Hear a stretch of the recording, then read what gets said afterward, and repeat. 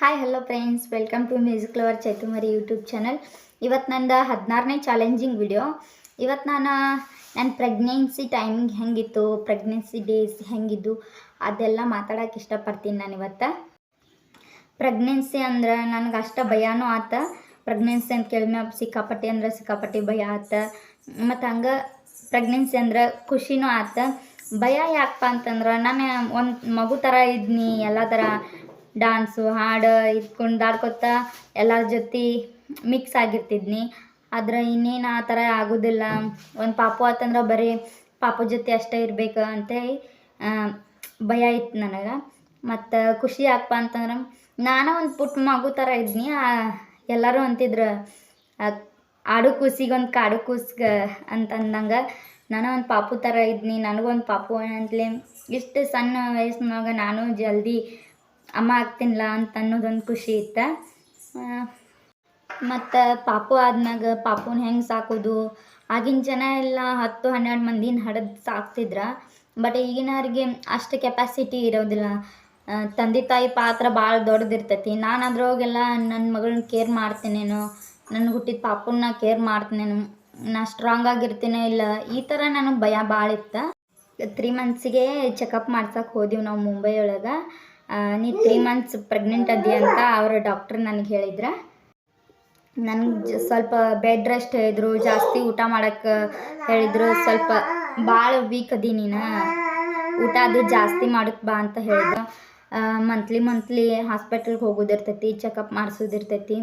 ಮತ್ತು ಹಂಗೆ ಟ್ಯಾಬ್ಲೆಟ್ ಕೊಡ್ತಾರೆ, ಟ್ಯಾಬ್ಲೆಟ್ ಅದು ತೊಗೊಳೋದಿರ್ತೈತಿ. ನಾನು ಟ್ಯಾಬ್ಲೆಟ್ ತೊಗೊಂಡ ತಕ್ಷಣ ನನಗೆ ವಾಮಿಟ್ ಅಂತೂ ಜಾಸ್ತಿನೇ ಆಗ್ತಿತ್ತು.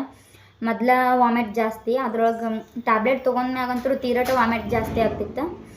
ಊಟ ಮಾಡಿದ್ದೇನು ನನಗೆ ಹೊಟ್ಟೆಗೆ ಹತ್ತತ್ತಿದ್ದಿದ್ದಿಲ್ಲ, ಎಲ್ಲನೂ ಉಲ್ಟಿ ಮಾಡಿಬಿಡ್ತಿದ್ನಿ ನಾನಂತರೂ. ಬ್ಲಡ್ ಅಂದ್ರೆ ಸ್ವಲ್ಪ ಜಾಸ್ತಿನೇ ಇರಬೇಕಾಗುತ್ತೆ ಪ್ರೆಗ್ನೆಂಟ್ ಹೆಣ್ಮಕ್ಳಿಗೆ. ಎಷ್ಟಂದ್ರೆ 14 ಪಾಯಿಂಟ್ ಇದ್ರೂ ಚಿಂತಿಲ್ಲ. ನನಗೆ ಬ್ಲಡ್ ಅಂದ್ರೆ ಇತ್ತು, ಪರವಾಗಿಲ್ಲ, ಅಷ್ಟು ಇತ್ತು, ಮೀಡಿಯಮ್ ಸೈಜ್ ಇತ್ತು, 12-13 ಈ ಥರ ಇತ್ತು. ಆದರೂ ಇಷ್ಟು ಬಡಕದಿನಂದ್ರೂ ನನಗೆ ಬ್ಲಡ್ಡಿಂದ ಯಾವುದೇ ರೀತಿ ತೊಂದರೆ ಇದ್ದಿದ್ದಿಲ್ಲ. ಕೆಲವೊಬ್ರು ಸಿಕ್ಕಾಪಟ್ಟಿ ದಪ್ಪ ಇರ್ತಾರೆ, ಅವ್ರ ಮೈಯಾಗ ರಕ್ತನೇ ಇರೋದಿಲ್ಲ, ಈ ಥರ ಪ್ರಾಬ್ಲಮ್ ಇರ್ತೈತೆ ಕೆಲವೊಬ್ಬರಿಗೆ. ನನಗೆ ಅದು ಯಾವುದೇ ರೀತಿ ಪ್ರಾಬ್ಲಮ್ ಇದ್ದಿದ್ದಿಲ್ಲ. ಮತ್ತು ಹಂಗೆ ತವ್ರ ಮನೆಗೆ ಬಂದಾಗ ನಮ್ಮ ಅಪ್ಪ ನಮ್ಮವ್ವ ನನಗೇನು ಕಮ್ಮಿ ಮಾಡಿದ್ದಿಲ್ಲ. 4 ಮಂತ್ ಆದಿನ ನಾ ಇಲ್ಲೇ ಬಂದಿದ್ದೆ ಬಾಗಲಕೋಟೆಗೆ ಬಂದ್ಮ್ಯಾಗ 1-2 ತಿಂಗಳು ಮತ್ತೆ ಇಲ್ಲಿದ್ನಿ. ಮತ್ತು ಹೋದ್ನಿ 1 ತಿಂಗಳು 7 ಮಂತಿಗೆ ಅಲ್ಲಿದ್ನಿ.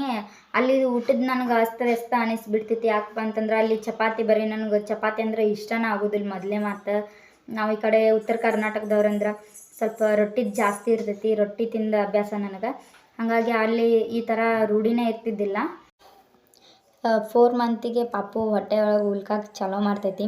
ಅವಾಗ ನನಗೆ ಅನಿಸ್ತೈತೆ ಏನೋ ನನ್ನ ಹೊಟ್ಟೆಗೆ ಏನೋ ಓಡಾಡಾಕ್ತೈತಿ. ಪ್ರೆಗ್ನೆಂಟ್ ಅಂತ ಗೊತ್ತಿದ್ರು ಆ ಥರ ಭಯ ಇರ್ತೈತಿ ನನಗೊಂಥರ. ಹಂಗೆ ನನಗೆ ಇಂಟ್ರೆಸ್ಟ್ ಭಾಳ ಅದ್ರ ಮ್ಯಾಗ. ಅದನ್ನಕ್ಕೆ ಯಾವಾಗಲೂ ಗಮನಿಸ್ತಿದ್ನಿ, ಯಾವಾಗ ಮತ್ತು ಪಾಪು ಒದಿತೈತೆ ನಾ ಹೊಟ್ಟೆ ಒಳಗೆ. ಇದನ್ನ ಒಟ್ಟು ಯಾವಾಗಲೂ ಅದ್ರ ಮ್ಯಾಗ ಗಮನ ಇರ್ತೈತೆ ನಂದು. ಅದು ಯಾವಾಗ ಓದಿತಿರ್ತೈತಲ್ಲ, ಆಗ ನಾನು ನನ್ನ ಗಂಡನ ಕೈ ತೊಗೊಂಡು ಹೊಟ್ಟೆ ಮ್ಯಾಗ ಹಿಂಗೆ ಕೈ ಇಡ್ತಿದ್ನಿ. ರೀ ನೋಡ್ರಿ ಹೆಂಗೆ ಒದ್ಯಾಕತ್ತೈತಿ ಅತ್ತಿ, ಈ ಥರ ಹೇಳ್ತಿದ್ನಿ. ಆಗ ಅದು ಒದಿಯತ್ತಿದ್ದಿಲ್ಲ. ನನ್ನ ಗಂಡ ಸುಳ್ಳು ಹೇಳ್ತೇನ ನೀನು ಈ ಥರ ಅಂತಿದ್ರು. ಬಟ್ ಅದು ಒದಿತಿತ್ತು ನಿಜ. ಮತ್ತು ಸ್ವಲ್ಪ ಹೆಂಗೆ ವಯಸ್ಸು ಜಾಸ್ತಿ ಆದಂಗೆ 8 ಮಂತ್ ಆಗಂತೂ ಸಿಕ್ಕಾಪಟ್ಟೆ ಇಷ್ಟು ಹಿಂಗೆ ಬಂದು ಹಿಂಗೆ ಹೋಗ್ಬಿಡ್ತಿತ್ತು. ಹಂಗೆ ತ್ರಾಸಾಕಿತ್ತು, ಹೊಟ್ಯಾಗ ಒದಿತಿತ್ತು, ಮಿಸ್ಕಾಡ್ತಿತ್ತು. ಹಂಗೆ ಹಾವು ಹೆಂಗೆ ಮೀನು ಹೆಂಗೆ ಹೊಳೆಯೊಳಗೆ ಈಜಾಡ್ತಿರ್ತೈತಲ್ಲ, ಹಂಗೆ ಮಾಡ್ತಿರ್ತೈತೆ ಅದು. ಆಗ ನಮ್ಮ ತಂಗಿಯವ್ರಿಗೆ ನೋಡ್ತಿದ್ನಿ, ಪಾಪು ಇಲ್ಲೈತಿ ಈ ಥರ ಅವ್ರಿಗೆ ಇಂಟ್ರೆಸ್ಟ್ ತೋರಿಸ್ತಿದ್ರು ಅದ್ರೊಳಗೆ. 8 ಮಂತಿಗೆ ದೊಡ್ಡ ಕುಬ್ಸ ಮಾಡ್ತಾರೆ. ಇಲ್ಲಿಂತ್ರನ ಹಳ್ಳಿ ಜನ ಎಲ್ಲ ಸ್ವಲ್ಪ ಜನರನ್ನ ಕರ್ಕೊಂಬಂದಿದ್ರು ಮನ್ಯಾಗ. ಯಾಕೆ ಸ್ವಲ್ಪ ಜನರನ್ನ ಕರ್ಕೊಂಬಂದಿದ್ರು ಅಂದ್ರೆ ಬಸ್ ಚಾರ್ಜಿಗೆ ಜಾಸ್ತಿನೇ ಐತಿ. ಬಾಗಲಕೋಟೆ ಮುಂಬೈ ಅಂದ್ರೆ ಸಿಕ್ಕಾಪಟ್ಟೆ ಬಸ್ ಚಾರ್ಜ್ ಆಗುತ್ತೆ. ಅದಕ್ಕೆ ಸ್ವಲ್ಪ ಜನರನ್ನ ಕರ್ಕೊಂಡು ಹೋಗಿದ್ರು. ಮತ್ತು ಅಲ್ಲಿ ಅವ್ರಿಗೂ ಸಣ್ಣ ಮನೆ ಇತ್ತು ಅವ್ರಿಗೆ. ಹಾಗಾಗಿ ಸ್ವಲ್ಪ ಜನರನ್ನ ಕರ್ಕೊಂಬರ್ರಿ ಅಂತ ಹೇಳಿದ್ರು ಅವರು. ಹಾಗಾಗಿ ಸ್ವಲ್ಪ ಜನರ ಅಂದ್ರೆ ಒಂದು 15-20 ಜನ ಇದ್ರು ನೋಡ್ರಿ. ಅಷ್ಟು ಮಂದಿನ ದೊಡ್ಡ ಕುಬ್ಸ ಮಾಡಿದ್ರು ನಂದು. ಅಗದಿ ಸಿಂಪಲ್ಲಾಗಿ ಒಂದು ಬರ್ತ್ಡೇ ಪಾರ್ಟಿ ಮಾಡ್ತಾರಲ್ಲ ಆ ಥರದ್ರೊಳಗೆ ನಂದು ದೊಡ್ಡ ಕುಬ್ಸ ಆತ. ನನಗೆ ಅನಿಸ್ತಿತ್ತು ನನಗೂ ಗ್ರ್ಯಾಂಡ್ ಆಗಬೇಕು. ಮದ್ವೆನೂ ಗ್ರ್ಯಾಂಡ್ ಆಗಲಿಲ್ಲ, ಎಲ್ಲನೂ ಗ್ರ್ಯಾಂಡ್ ಅಂತ ಬಯಸಿದ್ನ ಕರೆ, ಆದರೆ ನನಗೆ ಯಾವುದೂ ಆ ಥರ ಆಗಲಿಲ್ಲ. ನನಗೆ ಹೆಣ್ಮಗು ಆಗ್ಬೇಕು, ನನಗೆ ಹೆಣ್ಮಗು ಆತಂದ್ರೆ ಆಕಿನಾರ ಆ ಥರ ಮಾಡ್ಬೇಕು ಅಂತ ಹಿಂಗೆಲ್ಲ ಕನಸು ಕಂಡಿದ್ದೀನಿ ನಾನು. ಬಸ್ರಿ ಬಂಕೆ ಅಂದ್ರೆ ಜಾಸ್ತಿನೇ ಇರ್ತಾವೆ. ಹಂಗಾಗಿ ಒಂದು ಸೀರೆ ಇಷ್ಟಪಟ್ಟಿದ್ನಿ, ಸೀರೆನೂ ತೊಗೊಳಕ್ಕಾಗಲಿಲ್ಲ ನನ್ನ ಕಡೆ. ಆಗ ದುಡ್ಡು ಇದ್ದಿದ್ದಿಲ್ಲ ಹೆಂಗೇನೋ ಗೊತ್ತಿಲ್ಲ, ಕೇಳಿದ್ನಿ ಅದಿಲ್ಲ ಇದಿಲ್ಲ, ಇದು ತಗೋ ಅದು ತಗೋ ಅಂತಲೇ ನನಗೆ ಇಷ್ಟ ಇಲ್ಲದ ಸೀರೆನ ನಾನು ಇಷ್ಟಪಟ್ಟು ತೊಗೊಂಡಿರ್ತಾರ ತೊಗೊಂಬಿಟ್ನಿ.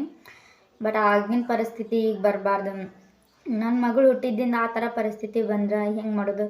ಈ ಥರ ಯೋಚನೆ ಒಳಗೆ ನಾನು ಪ್ರೆಗ್ನೆನ್ಸಿ ಟೈಮಿಂಗ್ ಮುಗಿದು ಹೋತ ಯೋಚನೆ ಮಾಡ್ತಿದ್ನಿ. ಈಗ ಶ್ರೀಮಂತರಿಲ್ಲ, ಮಗಳು ಕೇಳೋ ಟೈಮಿಂಗ್ ಆದರೂ ಆಕೆ ಕೊಡಿಸು ಅಷ್ಟಾದ್ರೆ ಶ್ರೀಮಂತರು ಇರ್ಬೇಕು ನಾವು, ಈ ಥರ ಆಲೋಚನೆ ಮಾಡ್ಕೋತ ಬಂದು ನಾನು ಜಾಸ್ತಿ ನಾ ಯಾರ ಹತ್ರನೂ ಏನೂ ಕೇಳ್ತಿದ್ದಿದ್ದಿಲ್ಲ. ನನ್ನ ಗಂಡ ಒಂದು 2 ಬೇಡ 3 ಸತಿ ಇಷ್ಟ ಆ್ಯಪಲ್ ಈ ಥರ ಏನಾದರೂ ತಂದಿದ್ದ, ಅಷ್ಟು ಕೇಳೋಕ್ಕೂ ಭಯ ಪಡ್ತಿದ್ನಿ, ನಾನು ಮಾತಾಡೋಕೆ ಅನಿಸ್ತಿದ್ನಿ. ಮೊದಲೇ ಜಾಯಿಂಟ್ ಫ್ಯಾಮಿಲಿ, ನಾ ಹೇಳಿದ್ದೆಲ್ಲ ತಂದ್ರೆ ಒಬ್ಬೊಬ್ರು ಸಿಟ್ಟು ಮಾಡ್ಕೋತಿರ್ತಾರೆ. ಆ ಥರ ಏನಾದರೂ ಪ್ರಾಬ್ಲಮ್ ಆದ್ರೆ ಜಾಸ್ತಿ ಅವಂಗೇನು ಹೇಳಬಾರ್ದು, ಆ ಥರ ತಂದಿಂದನೂ ಅದನ್ನು ಹೆಂಗೆ ಮುಚ್ಚಿ ತಿನ್ನೋದು, ಜಾಯಿಂಟ್ ಫ್ಯಾಮಿಲಿ ಒಳಗೆ ಇರಬಾರ್ದು ಅಂತೇಳಿ ನಾನು ಭಾಳ ಹೇಳ್ತಿದ್ದಿದ್ದಿಲ್ಲ. ಅವಾಗ ಇವಾಗ ಒಂದೊಂದು ತರ್ತಿದ್ವಿ, ಇಬ್ಬರು ಶೇರ್ ಮಾಡ್ಕೊಂಡು ತಿಂತಿದ್ವಿ. ಅದ್ರೊಳಗೆ ನನಗೆ ತೊಂದರೆ ಆದರೂ ಪರವಾಗಿಲ್ಲ, ಅವ್ರಿಗೇನು ತೊಂದರೆ ಆಗಬಾರ್ದು, ಅವ್ರ ಮನೆಯವ್ರ ಅವಂಗೇನು ಮಾತಾಡಬಾರ್ದು, ಈ ಥರದ್ರೊಳಗೆ ಬಂದು ನಾನು ಪ್ರೆಗ್ನೆನ್ಸಿ ಒಳಗೆ. ಹಂಗಾಗಿ ಜಾಸ್ತಿ ಏನೂ ಕೇಳ್ತಿದ್ದಿಲ್ಲ ಗಂಡಗೆ.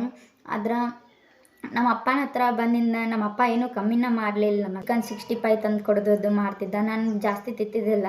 ಈ ದಿನದಾಗ್ರೆ ಜಾಸ್ತಿ ತಿನ್ಬೇಕು, ನೀನು ಇಂಥದ್ದೆಲ್ಲ ತಿನ್ನಬೇಕು ಅಂದ್ರೆ ಹೊಟ್ಟೆ ಪಾಪು ಚಲೋ ತಂಗ ಬೆಳಿತೈತಿ ಅಂತೇಳಿ ಚಿಕನ್ ತಂದು ಕೊಡ್ತಿದ್ದ. ಮಧ್ಯಾಹ್ನ ಒಂದು ಊಟ ಆದ್ರೆ ನನಗೆ ಹೋಟೆಲ್ದಿಂದ ಏನಾದರೂ ಪಾರ್ಸಲ್ ತೊಗೊಂಬರ್ತಿದ್ದ, ಇಡ್ಲಿ ದೋಸೆ ಹಿಂಗೇನಾದರೂ ತಂದು ಕೊಡ್ತಿದ್ದ. ಮತ್ತು ನಮ್ಮವ್ವ ಆದರೂ ಅಷ್ಟು ದೂರ ಆಗ್ತಿತ್ತು ನಾವು ಇರೋದ ಹೊಲ್ದಾಗ ಕರಿ. ಆದ್ರೆ ಒಂದು ತತ್ತಿ ಸಂಬಂಧ ಅಂಗನವಾಡಿ ಸಾಲಿಗೆ ಹೋಗಿ ಎಲ್ಲ ತತ್ತಿ ತೊಗೊಂಬರ್ತಿದ್ದಳು, ಅಂಗನವಾಡಿ ಎಲ್ಲ ಊಟ ತೊಗೊಂಬರ್ತಿದ್ದಳು. ನನಗೆ ಅದು ಆರೋಗ್ಯಕರವಾಗಿರ್ತಿತ್ತು ಅಂಗನವಾಡಿ ಊಟ ಅಂದ್ರೆ, ಅದನ್ನು ಮಿಸ್ ಮಾಡಬಾರ್ದು ತಿನ್ನೋದು ಅಂತೇಳಿ ಅದನ್ನೂ ತಂದು ಕೊಡ್ತಿದ್ದಳು. ಮತ್ತು ನಾ ಮಧ್ಯಾಹ್ನ ಒಂದು ಊಟ ಒಂದು ತಾಟು ಚುಮ್ಮರಿ ಹಾಕೋದು ಮತ್ತು ಮೊಸರು ಹಾಕೋದು, ಈ ಥರ ಮಾಡಿ ಅದು ಚುಮ್ಮರಿ ಮತ್ತು ಮೊಸರು ತಿಂತಿದ್ನಿ. ಮತ್ತು ಆ್ಯಪಲ್ ಅಂತೂ ನಮ್ಮಪ್ಪ ಕೇಳಬಾರ್ದು, 4 ದಿನಕ್ಕೆ 1 kg ಆ್ಯಪಲ್ನ ಖಾಲಿ ಮಾಡಿಬಿಡ್ತಿದ್ನಿ. ಮತ್ತು ಬೆಳಗ್ಗೆ ರೊಟ್ಟಿ ಪಲ್ಯ, ಅದ್ರೊಳಗೆ ನನಗೆ ಹೆಸರು ಪಲ್ಯ ಭಾಳ ತಿಂತಿದ್ನಿ.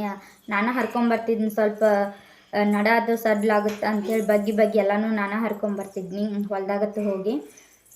ಈ ಥರ ಎಲ್ಲ ಮಾಡಿಕೊಡ್ತಿದ್ದಳು ನಮ್ಮವ್ವ ಮನ್ಯಾಗ.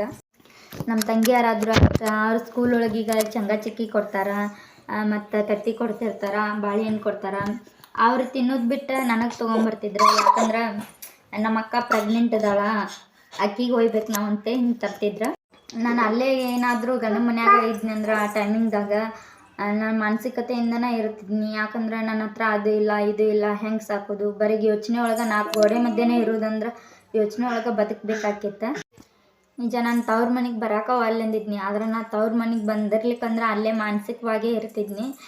ತವ್ರ ಮನೆಗೆ ಬಂದಿಂದ ಇವ್ರ ಜೊತೆಗೆ ಸ್ವಲ್ಪ ಬೆರೆಯೋದು, ನಮ್ಮ ತಂಗಿ ತಮ್ಮರ ಜೊತೆ ಆಟ ಆಡೋದು, ವಾಕಿಂಗ್ ಹೋಗೋದು, ಈ ಥರ ಮಾಡಿದ್ರಿಂದ ನನಗೆ ಚಲೋ ಆಯ್ತು. 6 ಮಂತ್ ಪ್ರೆಗ್ನೆನ್ಸಿ ಒಳಗೆ ಸ್ಕ್ಯಾನ್ ಆಗುತ್ತೆ ಒಂದು. ಆ ಸ್ಕ್ಯಾನ್ ಒಳಗೆ ನನ್ನ ಪಾಪು 500 ಗ್ರಾಮ್ ಇತ್ತು. 500 ಗ್ರಾಮ್ ಅಂದ್ರೆ ಅರ್ಧ kg ಪಾಪು ಇತ್ತು. ಡಾಕ್ಟ್ರ್ ಕೇಳಿದ್ವಿ, ಅವ್ರ ವೇಟ್ ಇನ್ನೂ ಜಾಸ್ತಿ ಆಗುತ್ತೆ, ಮತ್ತು 9 ಮಂತ್ ಅಂದ್ರೆ ಬೆಳವಣಿಗೆ ಸ್ಪೀಡಾಗಿ ಆಗ್ತಿರ್ತೈತಿ. 6-7 ಮಂತ್ನ್ಯಾಗ ಬೆಳವಣಿಗೆ ಜಾಸ್ತಿ ಆಗ್ತಿರ್ತೈತಿ. ಡೆಲಿವರಿ ಟೈಮ್ ಅನ್ನೋದ್ರೊಳಗೆ ಪಾಪುನ ವೇಟ ಒಂದು 2.5-3 kg ಆಗುತ್ತೆ ಅಂತ ಹೇಳಿದ್ರು. ಡೈಲಿ 1 ಗ್ಲಾಸ್ ಹಾಲು ಕುಡಿತಿದ್ನಿ ಕೇಸರಿ ಹಾಕ್ಕೊಂಡು. ಬಟ್ ಇದರಿಂದ ಪಾಪು ಬೆಳಗಾಗುತ್ತೆ ಅಂತ ಹೇಳ್ತಿದ್ರು. ನನ್ನ ಮಗಳೇನು ಅಷ್ಟೊಂದು ಭಾಳ ಏನು ವೈಟ್ ಇಲ್ಲ, ಸ್ವಲ್ಪ ಸಾದ್ಗಪ್ಪ ಅಂತಾರಲ್ಲ ಆ ಥರ ಅದಾಳ. ನಾನು ಕೇಸರಿ ಹಾಕೊಂಡು ಕುಡಿದ್ರು ಆ ಥರ ಅದಾಳ. ಜನವರಿ 1ನೇ ತಾರೀಕು ಅಂದ್ರೆ ಹ್ಯಾಪಿ ನ್ಯೂ ಇಯರ್ ದಿನ ಸಿಕ್ಕಾಪಟ್ಟೆ ಅಂದ್ರೆ ಸಿಕ್ಕಾಪಟ್ಟೆ ಜ್ವರ ಬರ್ತಾವೆ ನನಗೆ. ರಾತ್ರಿನ ಜ್ವರ ಬರ್ತಾವೆ. ಹಾಗಾಗಿ ರಾತ್ರಿನ ಆಂಬುಲೆನ್ಸ್ ಕರೆಸಿ ಹಾಸ್ಪಿಟ್ಲಿಗೆ ಕರ್ಕೊಂಡು ಹೋಗ್ತಾರೆ. ಆ ಥರ ಜ್ವರ ಬರೋದು ದೊಡ್ಡ ತಪ್ಪ. ಆ ಥರ ಜ್ವರ ಬರೋಕೆ ಹೋಗ್ಬಾರ್ದು ಪ್ರೆಗ್ನೆಂಟ್ ಇದ್ದಾಗ ಹೆಣ್ಮಕ್ಳಿಗೆ. ರಾತ್ರಿ ನಮ್ಮಪ್ಪ ಆಂಬುಲೆನ್ಸ್ ಕರೆಸಿ ಹಾಸ್ಪಿಟ್ಲಿಗೆ ಕರ್ಕೊಂಡು ಹೋಗ್ತಾರೆ. ಹಾಸ್ಪಿಟ್ಲ್ ಒಳಗೆ ಅವರು ಹೇಳ್ತಾರೆ, ಗೌರ್ಮೆಂಟ್ ಹಾಸ್ಪಿಟ್ಲ್ ಒಳಗೆ ನಮ್ಮ ಕಡೆಯಿಂದ ಆಗಲ್ಲ, ಪಾಪುಗೂ ಎಫೆಕ್ಟ್ ಮತ್ತು ತಾಯಿಗೂ ಎಫೆಕ್ಟ್ ಐತಿ, ಈ ಥರ ಜ್ವರ ಬರಬಾರ್ದು ಅಂತ ಹೇಳ್ತಾರೆ. ಆಮ್ಯಾಗ ಬಾಗಲಕೋಟೆ ಒಳಗೆ ಕುಂಟೋಜಿ ಹಾಸ್ಪಿಟ್ಲ್ ಅಂತ ಐತಿ, ಅಲ್ಲಿ ಹೋಗ್ತೀವಿ. ನಮ್ಮಪ್ಪ ಅಲ್ಲಿ ಕರ್ಕೊಂಡು ಹೋಗ್ತಾನೆ. ಮತ್ತು ಅಲ್ಲಿ ಕರ್ಕೊಂಡು ಹೋದ ತಕ್ಷಣ ಅವರು 2 ದಿನಕ್ಕೆ 10,000 ಬಿಲ್ ಮಾಡ್ತಾರೆ. ಏನೋ ದೇವ್ರ ಪುಣ್ಯದಿಂದ ನನಗೆ ಆರಾಮಾಗುತ್ತೆ. ಮತ್ತು ಅವರು ಹೇಳಕತ್ತಿದ್ರು ಕುಂಟೋಜಿ ಹಾಸ್ಪಿಟ್ಲ್ ಒಳಗೆ ಹೆಂಗಾದರೂ ಬಂದಿರಿ, ನೀವು ಜಲ್ದಿ ಪಾಪುನ ಆರ್ಸಾಕತ್ರಿ, ಜಲ್ದಿ ಮೊಮ್ಮಗ ಸಿಗ್ತೈತೆ, ನಿಮಗೆ ಡೆಲಿವರಿ ಮಾಡಿಬಿಡ್ತೀವಿ, 40,000 to 50,000 ಇಷ್ಟ ಆಗುತ್ತಾ ಅಂತ ಈ ಥರ ಎಲ್ಲ ಹೇಳಕತ್ತಿದ್ರು. ಒಟ್ಟು ನಮ್ಮ ಅಪ್ಪನ ಹತ್ರ ಅಷ್ಟು ದುಡ್ಡು ಇದ್ದಿದ್ದಿಲ್ಲ, ಯಾಕಂದ್ರೆ ಮನೆ ಕಟ್ಸಾಕತ್ತಿದ್ದೀವಿ ನಾವು. ಅಷ್ಟು ದುಡ್ಡು ಇರ್ಲಾರ್ದಂಗೆ ಕಾರಣ ಇರಲಿ ಕಮ್ಮಿ ಮಾಡ್ತೀವಿ. ಅವ್ರಿಗೇನು ಲಾಭ, ಅವ್ರಿಗೆ ಲಾಭ ಬೇಕು ಅಷ್ಟು. ಗೌರ್ಮೆಂಟ್ ಹಾಸ್ಪಿಟ್ಲ್ ಅಷ್ಟು ಯಾವುದು ಚಲೋನ ಅಲ್ಲ. ಖರೆ ಹೇಳ್ಬೇಕಂದ್ರೆ ಇವೇನು ಪ್ರೈವೇಟ್ ಇರ್ತಾವಲ್ಲ ಅವ್ರಿಗೆ ಲಾಭನೇ ಬೇಕಾಗಿರ್ತೈತಿ. ಇನ್ನು ಪಾಪು ಹೊಟ್ಟೆ ಒಳಗೆ ಬೆಳೆಯೋದೈತೆ 15 ದಿನ ಆದ್ರೂ ಅವರು ಡಿಲೆವರಿ ಮಾಡ್ತೀವಿ ಹಂಗೆ ಹಿಂಗೆ ಈ ಥರ ಎಲ್ಲ ಹೇಳಕತ್ತಿದ್ರು. ಇನ್ನು ಗಿಡದಾಗ ಕಾಯಿ ಕಗ್ಗಿರ್ತೈತಿ, ಆಗ ಹರಿದ್ರೆ ಅದು ತಿನ್ನಾಕೋಬಾರ್ದು ಉಣ್ಣಾಕೋಬಾರ್ದು ಆ ಥರ. ಹಂಗಾಗಿ ಪ್ರೆಗ್ನೆಂಟ್ ಹೊಟ್ಟೆಯೊಳಗೆ ಪಾಪು ಇನ್ನೂ ಬೆಳೆಯೋದೈತಿ, ಹಸಿಕಾಯಿ ಹರಿದು ಒಗಿದಾರ ಥರ ಮಾಡ್ತಾರೆ. ಮತ್ತು ತಾಯಿಗೂ ಮತ್ತು ಮುಂದೆ ತ್ರಾಸ ಆಗುತ್ತೆ ಅದರಿಂದ ಅಂತೇಳಿ ನಮ್ಮ ಮನ್ಯಾಗ ನಮ್ಮವ್ವ ಬೇಡ ಅಂತ ಅಂದ್ರೆ, ರೊಕ್ಕ ಕೊಡೋದು ಯಾವ ಕಡೆ ಆದರೂ ಇರಲಿ, ಡಿಲೆವರಿ ಆಗೋರಿಗೆ ಭಾಳ ತ್ರಾಸದ, ಆ ಥರ ಮಾಡ್ಸೋಕೆ ಹೋಗ್ಬಾರ್ದು, ಇನ್ನೂ ದಿವಸ ಆಗ್ಲಾರ್ದ ಡಿಲೆವರಿ ಮಾಡ್ತೀನಿ ಅಂತ ಅನ್ನಕತ್ತಿದ್ರು ಅವರು. ಅದಕ್ಕೆ ಆ ಥರ ಏನು ಬೇಡ, ಆಕೆಗೆ ಡಿಲೆವರಿ ಪೇನ್ ಯಾವಾಗ ಬರ್ತೈತೆ ನೋಡಿ ಆವಾಗ ಡಿಲೆವರಿ ಮಾಡಿಸಿದ್ರೆ ಆಯ್ತು ಅಂತೇಳಿ ನನ್ನ ವಾಪಸ್ ಮನೆಗೆ ಕರ್ಕೊಂಬಂದ್ರೆ. ಆಗ ಬಂದಿದ್ದು ನಾನು ದಗ್ದ ಮಾಡೋಕ್ಕೆ ಚಾಲೋ ಮಾಡಿದ್ನಿ. ಇನ್ನೇನು 15 ದಿನ ಐತಿ, ನಾರ್ಮಲ್ ಡಿಲೆವರಿ ಆಗಬೇಕು, ಇಲ್ಕ ಭಾಳ ತ್ರಾಸ ಮಾಡ್ತಾರೆ ಅಂತ ಗೊತ್ತಾಗಿ ನಾನು ಎಲ್ಲ ದಗ್ದ ಮಾಡೋಕ್ಕೆ ಚಾಲೋ ಮಾಡಿದ್ನಿ. ಬಟ್ಟೆ ಒಗಿತಿದ್ನಿ, ಪಾತ್ರೆ ತೊಳೆಯೋದು, ಕಸ ಗುಡಿಸೋದು, ಮತ್ತೇನಾದರೂ ಇದ್ರೆ ಅದು ಇದು ದಗ್ದ ಅಂತೆಲ್ಲನೂ ಮಾಡೋಕ್ಕೆ ಚಾಲೋ ಮಾಡಿದ್ನಿ. ಹಾಗಾಗಿ ನನಗೆ 16ನೇ ತಾರೀಕು ಜನವರಿ ಡಿಲೆವರಿ ಆಗುತ್ತೆ, ನಾರ್ಮಲ್ ಡಿಲೆವರಿ. ಇಲ್ಲೆಲ್ಲ ರಾತ್ರಿ ನಾನು 12 ಗಂಟೆಗೆ ಪೇಯ್ನ್ ಚಾಲೂ ಆಗಿತ್ತು. ಆದ್ರೆ ನಾನು ಎಲ್ಲ ಹೇಳ್ಕೊಲಿಲ್ಲ, ಅದನ್ನು ತಡ್ಕೋಬೇಕು ಇಲ್ಲಾಂದ್ರೆ ಭಾಳ ತ್ರಾಸಾಗುತ್ತೆ, ಈಗ ತಡ್ಕೊಲಿಕ್ಕೆ ಇನ್ನೂ ದೊಡ್ಡ ಪೇಯ್ನ್ ಬರ್ತಾವೆ, ತಡ್ಕೊ ನೀನು ಅಂತ ಹಿಂಗೆಲ್ಲ ನಮ್ಮವ್ವ ಹೇಳಂತಲಿ ಭಾಳ ತಡ್ಕೊಂಡು ನಾನು ನಮ್ಮಪ್ಪ ಗೊತ್ತಾಯ್ತು ಆಕೆ ಡಿಲೆವರಿ ನಡ ನುಸಾಕತ್ತೈತೆ ಆಕೆಗೆ. ಅದಕ್ಕೆ ಅಂಥೇಳಿ ಒಂದು ಬೊಗಾನಿ ಒಳಗೆ ನೀರು ಕಾಸಾಕಿಟ್ಟಿದ್ರು. ಹಂಗೆ ಎಲ್ಲ ನಡದ್ಮ್ಯಾಗ ನೀರು ಹಾಕಿದ್ರು, ಜಳಕ ಆತು. ಮತ್ತು ಹಂಗೆ ಶಾವ್ಗೆ ಬಸದ್ ನೀರು ಕುಡಿಸಿದ್ರು. ಸ್ವಲ್ಪ ಡಿಲೆವರಿ ಪೇನ್ ಎಲ್ಲ ಜಾಸ್ತಿನ ಆಗಕ್ಕೆ ಶುರು ಆಯ್ತು, ಆ ಥರ ಆಗಂತಲೇ ಅದನ್ನೆಲ್ಲ ಕುಡಿಯೋದು ಆಗಂತಲೇ. ಮತ್ತು ನಮ್ಮಪ್ಪ ಹಂಗೆ ಒಂಥರ, ನಮ್ಮಪ್ಪ ಅಂದ್ರೆ ನನಗೆ ಮದರ್ ಇದ್ದಂಗೆ, ಕಾಲು ತಿಕ್ಕೋದು, ಎಳ್ನೀರು ಕೊಡೋದು ಈ ಥರ ಎಲ್ಲ ಮಾಡಕತ್ತಿದ್ರು ಆ ಸಮಯದೊಳಗೆ. ಎಳ್ನೀರು ಕುಡಿದ ತಕ್ಷಣ ನನಗೆ ವಾಮಿಟ್ ಜಾಸ್ತಿನ ಆಗಕತ್ತಿ, ಅಂದ್ರೆ ವಾಮಿಟ್ ಆಗಕತ್ತೆ ಅಂದ್ರೆ ಮೈ ಸಡ್ಲಾಗುತ್ತಂತ, ಆ ಥರ ವಾಮಿಟ್ ಆಗಬೇಕಂತ ಡೆಲಿವರಿ ಟೈಮಿಂಗ್ದೊಳಗೆ. ಅದನ್ನು ತಡ್ಕೊಳಕ್ಕೆ ಇನ್ನೊಂದು ರೀಸನ್ ಏನಪ್ಪ ಅಂತಂದ್ರೆ, ನಾನು ರಾತ್ರಿ ಬಜ್ಜಿ ತಿಂದಿದ್ವಿ, ಅದ್ರೊಳಗೆ ಮೆಣ್ಸಿನ್ಕಾಯಿನೂ ಕಡ್ಕೊಂಡು ತಿಂದ್ಬಿಟ್ಟಿದ್ನಿ. ಅದಕ್ಕೆ ಖಾರ ತಿಂದೀನಿ, ಅದಕ್ಕೆ ಹೊಟ್ಟೆ ನುಸಾಕತ್ತೈತಿ, ಪೇನ್ ಆಗತ್ತೈತಿ, ನನಗೆ ಜಾಸ್ತಿ ತ್ರಾಸ ಆಗತೈತಿ ಅಂತ ಹಿಂಗೆ ತಿಳ್ಕೊಂಡಿದ್ದೆ. ಆದ್ರೆ ಅದು ಡೆಲಿವರಿ ಪೇನ್ ಅಂತ ನನಗೆ ಗೊತ್ತಿದ್ದಿದ್ದಿಲ್ಲ. ನನಗೆ ಇಷ್ಟು ಜಲ್ದಿ ಏನು ಮಗು ಬೇಕಾಗೇ ಇದ್ದಿದ್ದಿಲ್ಲ. ನನಗೆ ಅನ್ಸೋದು ಒಂದೇ ಅನ್ಸಾಕತ್ತೈತೆ, ಕೊಡುವರ್ದು ಏನಾದರೂ ಸಾಲಾಗಿಲ್ಲ ಇತ್ತಂದ್ರೆ ಅದನ್ನು ಕೊಡಬೇಕು, ದುಡಿಬೇಕು, ಈ ಥರ ಒಂದೇ ಅನ್ನಿಸ್ತೈತೆ ನನಗೆ. ಮತ್ತೊಂದು ಪಾಪು ಬೇಕು ಆ ಥರ ಈ ಥರ ಯಾವುದೂ ಚಿಂತೆನೇ ಇದ್ದಿದ್ದಿಲ್ಲ ನನಗೆ. ಕೊಡುವರ್ದು ಕೊಟ್ರೆ ನಾವು ಹ್ಯಾಪಿಯಾಗಿರ್ತೀವಿ, ಇಲ್ಲಾಂದ್ರೆ ಅವ್ರ ಪ್ರತಿಯೊಂದು ಮಾತಿಗೂ ನಾವು ಮಾತಾಡ್ಸ್ಕೋಬೇಕಾಗುತ್ತೆ, ಅವ್ರ ಪ್ರತಿಯೊಂದು ಮಾತನ್ನು ನಾವು ಮಾತಾಡ್ಸ್ಕೋಬೇಕಾಗುತ್ತೆ. ನನ್ನಿಂದ ತಪ್ಪು ನಡೆದಿಲ್ಲ ಅಂದ್ರೂ ಯಾವುದೋ ಫ್ಯಾಮಿಲಿಯಿಂದ ನಡೆದೈತಂದ್ರೆ ಅದು ಫ್ಯಾಮಿಲಿಗೆ ಸೇರಿದಕ್ಕೆ ಅಂದ್ರೆ ನನಗೂ ಅದು ಸಂಬಂಧಪಟ್ಟಿದ್ದು. ನಾನು ಈ ಥರ ಬ್ಯಾಡ, ನನಗೆ ಮಗುನ ಬೇಡ ಅಂತ ಅನ್ನಿಸ್ತಿತ್ತು. ಅದ್ರ ದೇವ್ರ ಜಲ್ದಿನ ಮಗು ಕೊಟ್ಬಿಟ್ಟು ನನಗೆ. ಮಗು ಕೊಡ್ದಿನ ನಾನು ಚಂದಗಾನ ನೋಡ್ಕೋತಾ ಬಂದೀನಿ ಪಾಪುನ. ಏನೋ ಸಿಟ್ಟು ಬಂದಾಗ ಬಡಿತೀನಿ, ಮತ್ತು ಅಷ್ಟೇ ಎಲ್ಲ ತಾಯಂದ್ರೆ ಹೆಂಗಿರ್ತಾರ ಆ ಥರ ಅದೀನಿ. ನನಗೆ ಖುಷಿ ಅನಿಸುತ್ತೆ ಆಕಿನ ನೋಡಿ. ಯಾವಾಗಲಾದ್ರೂ ಬೇಜಾರಾದ ಆಕಿನ ನೋಡಿದ್ರೆ ಒಂಥರ ಅಳು ಬಂದು ಹತ್ತು ಬಿಡ್ತೀನಿ ಆಕಿನ ನೋಡಿ. ನಾನು ಯಾರಿಗೋಸ್ಕರ ಮಾಡೋದು, ಆಕಿಗೆ ಒಬ್ಬಾಕಿಗೋಸ್ಕರ ಈ ಥರ ಅನ್ಸುತ್ತೆ ನನಗಂತೂ. ದೇವ್ರೆ, ನನ್ನ ಮಗಳು ಏನರ ಕೇಳಿದಾಳಂದ್ರೆ ಅದನ್ನ ಕೊಡಿಸು ಅಷ್ಟಾದರೂ ನನ್ನ ಶ್ರೀಮಂತಳನ್ನಾಗಿ ಮಾಡಪ್ಪ ಅಂತೇಳಿ ದೇವ್ರ ಕೇಳ್ಕೊತೀನಿ ನಾನು. ನಂದು ಡಿಲೆವರಿ ಆದ್ಮ್ಯಾಗ 1 ಮಂತ್ ನನ್ನ ಮಗಳನ್ನ ಚೆಂದಾಗೆ ನೋಡ್ಕೊಳ್ಳೇ ಇಲ್ಲ ನಾನು. ಯಾಕಂದ್ರೆ ಅಷ್ಟೊಂದು ಏನೂ ಐಡಿಯಾ ಇರೋಂಗಿಲ್ಲ, ಹೊಸ ತಾಯಿ ಅಂದ್ರೆ ಅಷ್ಟೊಂದು ಏನೂ ಐಡಿಯಾ ಇರೋದಿಲ್ಲ ನಮಗೆ. ಹಾಗಾಗಿ ನನ್ನ ಮಗಳಿಗೆಲ್ಲ ಸಿಟ್ಟು ಮಾಡ್ತಿದ್ನಿ. ರಾತ್ರಿ ಅಳಾಕತ್ತಂದ್ರಂತೂ ಸಿಕ್ಕಾಪಟ್ಟೆ ಸಿಟ್ಟು ಬರ್ತಿತ್ತು ನನಗಂತೂ. ಬಡಿಯಾಕ ನೋಡ್ತಿದ್ನು ನನ್ನ ಕ್ಷಣ ಸಣ್ಣಕ್ಕೆದ ಅಂತ. ಮತ್ತು ನಮ್ಮ ಮನ್ಯಾಗ ಎಲ್ಲರೂ ಎತ್ಕೊಂಡು ಅಡ್ಡಾಡ್ತಿದ್ರು ಅಳಂತಲೇ. ಆಕಿಗೆ ಯಾವಾಗಲೂ ಹಾಲು ಬೇಕಾ ಅಂತಲೇ ಎದ್ದು ಕೂತ್ ಕುಡಿಸ್ಬೇಕು ಅಂತ ಎಲ್ಲ ಡಾಕ್ಟ್ರ್ ಈ ಥರ ಹೇಳ್ತಿದ್ರು. ಆದ್ರೆ ನನಗೆ ಎದ್ದು ಕುಂದ್ರಾಕ ಆಗ್ತಿದ್ದಿದ್ದಿಲ್ಲ, ಶಕ್ತಿನೇ ಇದ್ದಿದ್ದಿಲ್ಲ ನನಗೆ. ಡೆಲಿವರಿ ಆದ ತಕ್ಷಣ ಹೊಲಿಗೆ ಒಂದು ಜಾಸ್ತಿ ಹಾಕಿರ್ತಾರೆ, ಹಂಗಾಗಿ ಭಾಳ ಪ್ರಾಬ್ಲಮ್ ಆಗಿಬಿಡ್ತೈತಿ. ಹೆಣ್ಮಕ್ಳು ಎಷ್ಟು ತ್ರಾಸ ಅನುಭವಿಸ್ತಾರಲ್ಲ. ನನ್ನ ತಾಯಿನ ನಾವು ಅಷ್ಟೇ ಸೇರತ್ತಿದ್ದಿದ್ದಿಲ್ಲ. ಆದ್ರೆ ನಾನು ಒಬ್ಬಾಕಿ ತಾಯಿ ಆದ್ದರಿಂದ ಆಕಿಗೆ ರೆಸ್ಪೆಕ್ಟ್ ಕೊಡೋಕೆ ಕಲ್ತೀನಿ. ಈಗ ನಿಜ ಹೇಳ್ಬೇಕಂದ್ರೆ ಅಲ್ಲಿವರೆಗೆ ನಾನು ಆಕಿನ ಕೇರ ಮಾಡಿದ್ದಿಲ್ಲ. ಇದೇನು ಮದರ್ ಲೈಫ್, ಇದೇನು ಭಾಳ ದೊಡ್ಡದು ಈ ಥರ ಎಲ್ಲ ಅನ್ಕೋತ ಬನ್ನಿ ಕರೆ. ಆದ್ರೆ ನಾನು ಮದರ್ ಆದ್ದರಿಂದ ಮದರ್ ಲೈಫ್ ಹೆಂಗೈತಿ ಅನ್ನೋದು ಅರ್ಥ ಆಯ್ತು ನನಗೆ. ಡಿಲೆವರಿ ಟೈಮಿಂಗ್ ಹೆಂಗಿತ್ತಪ್ಪ ಅಂತಂದ್ರೆ, ನಂದು ಡಿಲೆವರಿ ಆಗೋ ಸಮಯಕ್ಕೆ ಆಂಬುಲೆನ್ಸ್ ಒಳಗೆ ಹೊಂಟಿದ್ವಲ್ಲ, ಆಗ ನನಗೆ ಆಂಬುಲೆನ್ಸ್ ಒಳಗೆ ಕುಂದ್ರಾಕ ಆಗವಲ್ದಾಗಿತ್ತ. ನಾನೆಲ್ಲ ಆಂಬುಲೆನ್ಸ್ ತೆಗೆದು ಹೊರಗಡೆ ಜಿಗಿದು ಬಿಡ್ಲೇನೋ ಅನ್ನೋ ಅಷ್ಟು ಶಕ್ತಿ ಮೀರಿ ನಾನು ಟ್ರೈ ಮಾಡಾಕತ್ತಿದ್ದೀನಿ. ಡೋರ್ ತೆಗಿಯಾಕ ತಡ್ಕೊಳಕ್ಕೆ ಆಗ್ತಿದ್ದಿಲ್ಲ, ಪೇನ್ ಆ ಥರ ಇತ್ತು. ಅಲ್ಲಿ ಡಾಕ್ಟ್ರ ಒಂದು ಸಾಂಗ್ ಹಚ್ಚಿದ್ರೆ ಭಾಳ ಫೇವ್ರೇಟ್ ಆಯ್ತು ನನಗಂತೂ ಅದು. ಆ ಸಾಂಗ್ ಕೇಳಿ ನಾನು ಅರ್ಧ ಪೇನ್ ಕಮ್ಮಿ ಮಾಡ್ಕೊಂಡಿನಿ ನಾನಂತೂ. ನಿಜ ಹೇಳ್ಬೇಕಂದ್ರೆ ಇದು ಜೀವನದಾಗ ಏನೂ ಇಲ್ಲ, ಅದನ್ನು ಕೇಳಿದ ತಕ್ಷಣ ತಡ್ಕೊಂಡ್ರೆ ಎಲ್ಲ ಸಿಗೋದ ಅಂಥೇಳಿ ಭಾಳ ತಡ್ಕೊಂಡು ನಾನಂತೂ ಡಿಲೆವರಿ ಪೇನ್. ಆದರೂ ನಾರ್ಮಲ್ ಡಿಲೆವರಿ ಪೇನ್ ತಡ್ಕೊಳ್ಬೇಕಂದ್ರೆ ಸಿಕ್ಕಾಪಟ್ಟೆ ಅಂದ್ರೆ ಸಿಕ್ಕಾಪಟ್ಟೆ ಧೈರ್ಯ ಬೇಕು.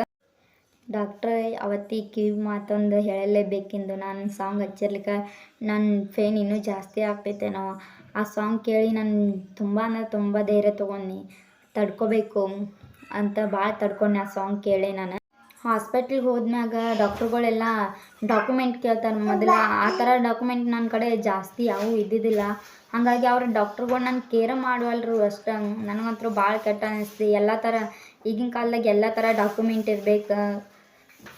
ಒಬ್ಬ ಭಿಕ್ಷುಕನಿಗೆ ಸಕ್ರೆ ಎಲ್ಲ ಥರ ಡಾಕ್ಯುಮೆಂಟ್ ಇರ್ತಾವೀಗ. ಆ ಥರ ಇರ್ಲಿಕ್ಕೆ ಭಾಳ ಕೆಟ್ಟ ಅನ್ಸುತ್ತೆ ರೀ. ಭಾಳ ಪ್ರಾಬ್ಲಮ್ ಆಗ್ತಾವೆ ಮುಂದೆ. ನನಗೂ ಈ ಥರ ಆಗಿ ಡಾಕ್ಟ್ರು ನನ್ನ ಕೇರ ಮಾಡಲಿಲ್ಲ. ಎಲ್ಲಿದ ಕೊಡಮ್ಮ ಅಂತಂತಾರೆ. ಅದ್ರಾಗ ನಮ್ಮವ್ವ ಏನೂ ತಿಳಿಲಾರ್ದಕ್ಕೆ ಅಂತಂದ್ರೆ ಹಾಸ್ಪಿಟ್ಲ್ ಒಳಗತ್ತು ಏನೂ ಗೊತ್ತಾಗ್ಲಾರ್ದಂತಕಿ ಆಕಿಗೆ ಅಲ್ಲಿ ಅಡ್ಡಾಡ್ಸೋದು ಇಲ್ಲಿ ಅಡ್ಡಾಡ್ಸೋದು. ಯಾರೋ ಗಂಡನ ಮನೆಯವ್ರ ಸಕ್ರ ಬಂದಿದ್ದಿಲ್ಲ ಆಗ ನಮ್ಮವ್ವ ಒಬ್ಬೇಕೆ ಮಾಡ್ಬೇಕಂದ್ರೆ ನನಗಂತೂ ಆಕಿನ ನೋಡೋಕೆ ಆಗ್ತಿದ್ದಿದ್ದಿಲ್ಲ.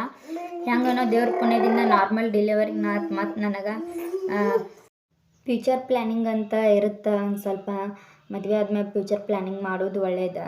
ಹಂಗೆ ನಾನು ನನ್ನ ಗಂಡನ ಹತ್ರ ಕೇಳ್ಕೊಂಡಿದ್ನಿ. ಏನಿಲ್ಲ ಅಂದರೂ ನಮಗಿನ್ನೂ ಮಗು ಹುಟ್ಟಿಲ್ಲ ಕರೆ, ಆದರೂ ಮಗು ಹೆಸರಲ್ಲೇ ಒಂದು 2-3 ಸಾವಿರ ತಿಂಗಳ ತೆಗೆದಿಡುತ್ತೆ ಬರ್ರಿ. ಉಳಿತಾಯ ಆತಂದ್ರೆ ಆಕಿ ಎಜುಕೇಷನ್ ಅದು ಎಲ್ಲ ಚಲೋ ಆಗುತ್ತೆ. ಈ ಥರ ಎಲ್ಲ ಕೇಳ್ಕೊತಿದ್ದೀನಿ ನಾನು. ಅವ್ರೇನು ನಾನು ಹ್ಞೂ ಅನ್ಬೇಕಂತ ಆ ಥರ ಹೇಳ್ಕೊಂಡ್ರು ಹೆಂಗೆ ಗೊತ್ತಿಲ್ಲ. ಆಯ್ತು ತೆಗೆದಿಡೋನ್ಲ ನೀನು ಹೆಂಗಂತೆ ಹಂಗೆ ಅಂತಂದ್ರೆ. ಬಟ್ ನಮ್ಮ ಕಡೆಯಿಂದ ಇನ್ನೂ ಕೂಡಿಡೋಕೆ ಆಗಿಲ್ಲ. ಅವ್ರ ಮದ್ವೆ ಸಾಲ ಎಲ್ಲ ಅವ್ರು ಹರ್ಕೊಂಡ್ರು. ಈ ಥರ ಮದ್ವೆ ಸಾಲ, ಲೋನ್ ತುಂಬೋದು ಅದು ಇದು ಅಂತ ಸಿಟಿ ಒಳಗಿದ್ದಿಂದ ಯಾವುದೂ ಉಳಿಯಂಗಿಲ್ಲ. ಹಾಗಾಗಿ ಈಗ ಮಗಳಿಗೋಸ್ಕರ ಏನಾದರೂ ನಾವು ಮಾಡಬೇಕು. ಅದಕ್ಕೋಸ್ಕರ ನಾನು ಯೂಟ್ಯೂಬ್ ತೆಗ್ದೀನಿ, ಯೂಟ್ಯೂಬ್ ಮಾಡಾಕತ್ತೀನಿ ಈಗ. ಸೊ ಇಷ್ಟೆಲ್ಲ ಆಯ್ತು ನೋಡಿರಿ ನನ್ನ ಪ್ರೆಗ್ನೆನ್ಸಿ ಜರ್ನಿ ಅಂದ್ರೆ ಇದು. Thank you so much friends, ಇಷ್ಟೊತ್ತನ ನಾನು ವಿಡಿಯೋ ನೋಡಿದ್ದಕ್ಕೆ. ಪ್ಲೀಸ್ ನಮ್ಮ ಎಲ್ಲ ವಿಡಿಯೋಕ್ಕೆ ಲೈಕ್ ಮಾಡಿರಿ, ಶೇರ್ ಮಾಡಿರಿ, ಕಮೆಂಟ್ ಮಾಡಿರಿ. ಹಂಗೆ ಸಬ್ಸ್ಕ್ರೈಬ್ ಮಾಡೋದು ಕೂಡ ಮರೆಯೋಕೆ ಹೋಗ್ಬೇಡ್ರಿ. ಇಷ್ಟು ದಿನವೂ ಸಪೋರ್ಟ್ ತುಂಬ ಚೆನ್ನಾಗಿ ಕೊಟ್ಟಿರಿ. ಇನ್ಮೇಲೂ ಚೆಂದಾಗೆ ಸಪೋರ್ಟ್ ಮಾಡ್ಕೊತಾ ಇರಿ ನನಗೆ. ಹಂಗೆ